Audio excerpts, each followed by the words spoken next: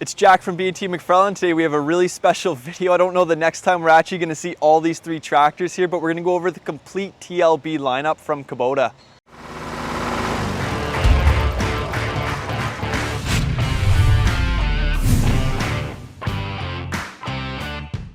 Before we jump into the video, we're going to do a quick overview of the TLB series from Kubota. When you look at these three tractors, they look like your normal tractors, like an L series, even an L60 series, and closer to an M series tractor, but they're a really construction focused piece of equipment. So don't think of this as a farm tractor or a utility tractor that you would see going on the hobby farm or anything like that. These are going to be purpose-built machines that are going to be more equivalent to a skid steer or an excavator. So these sit kind of outside of Kubota's normal tractor lineup, and everything about these tractors are going to be similar to the size of tractor that they're mimicking within that tractor lineup, but everything from the loader to the backhoe to the frame to the weight is just going to be cranked up to 11 and really meant for that rugged construction mindset. Looking a little bit closer at this series, there's going to be three models that sit inside of it. You're going to have the B26, the L47, and the M62. The numbers on those tractors respectively will be the horsepower on each of them. So you're going to look at about 26 horsepower, 47, and then 62 engine horsepower. And then you can see, hopefully from this angle, there's quite a bit of a size difference jumping up across the series.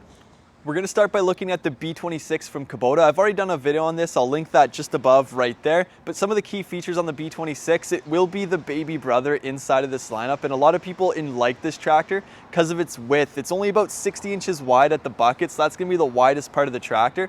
So if you're using this in tight residential areas, then this is going to be king. You're going to have basically the smallest form factor tractor with the most power for a tractor underneath 26 horsepower. So if you remember, once you get above that 26 horsepower, you do have to start having that regeneration system.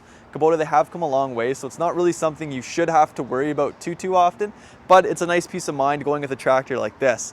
So the loader on all these TLB series, you'll know if you have a normal tractor, you can remove that loader from the actual frame of the tractor.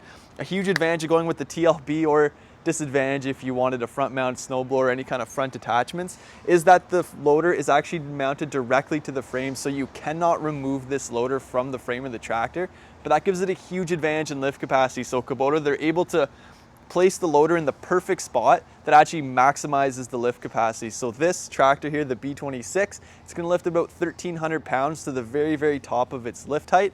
And then if you look back a little bit at the backhoe, it's going to be very capable as well. So it's going to be the most capable backhoe in this class. It's going to dig at about 8-9 feet down to a 2-foot flat bottom.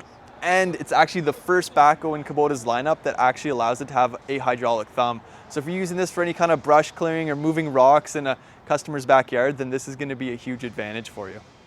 Next, we're going to look at the L47 from Kubota. So this is going to be the 47 horsepower in the middle between the M62 and the B26. The big advantage of this is that it's the first TLB that's actually able to lift up a pallet of interlock to the top of the lift height. It is going to lift at about 2,800 pounds to about 10 feet up in the air. And that's a pretty impressive stat for a 47 horsepower tractor of this size.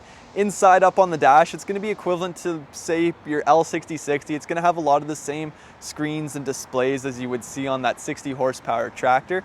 As well, if you look at the bucket, you're going to have an 80-inch bucket across the front of this, so it's going to be a little bit wider than the B26. It's going to be more for a customer who's in a little bit more open area and doesn't have to go into those tight areas to get those jobs done. Looking at the backhoe on the L47, Kubota, they're very proud to put that 10-foot decal right there beside the Kubota logo. So it's going to dig down to a depth of 10 feet to a 2-foot flat bottom. And again, you will have the option for a quick attach coupler and a hydraulic thumb.